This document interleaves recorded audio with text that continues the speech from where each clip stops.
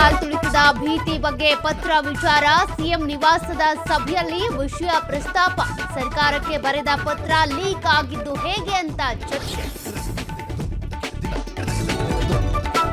ಕಾಲ್ತುಳಿತದಲ್ಲಿ ಮೃತಪಟ್ಟವರ ಕುಟುಂಬಕ್ಕೆ ಪರಿಹಾರ. ಮಂಡ್ಯದ ಪೂರ್ಣಚಂದ್ರ ಫ್ಯಾಮಿಲಿಗೆ ಚೆಕ್ ಹಸ್ತಾಂತರ.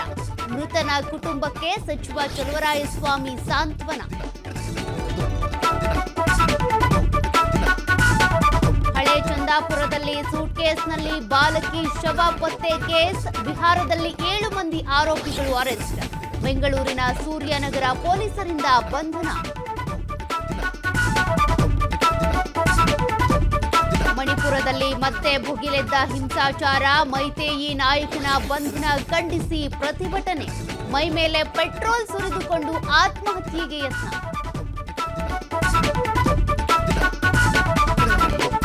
ಸಂಸದೆ ಪ್ರಿಯಾ ಜೊತೆ ಕ್ರಿಕೆಟಿಗ ರಿಂಕು ಸಿಂಗ್ ನಿಶ್ಚಿತಾರ್ಥ. ರಿಂಕು ಉಂಗುರ ತೊಡಿಸಿದ ನಂತರ ಕಣ್ಣೀರಿಟ್ಟ ಎಸ್ಪಿ ಸಂಸದೆ. ಅದ್ದೂರಿ ಕಾರ್ಯಕ್ರಮಕ್ಕೆ ಸಾಕ್ಷಿಯಾದ ಅಖಿಲೇಶ್, ಜಯಾ ಬಚ್ಚನ್.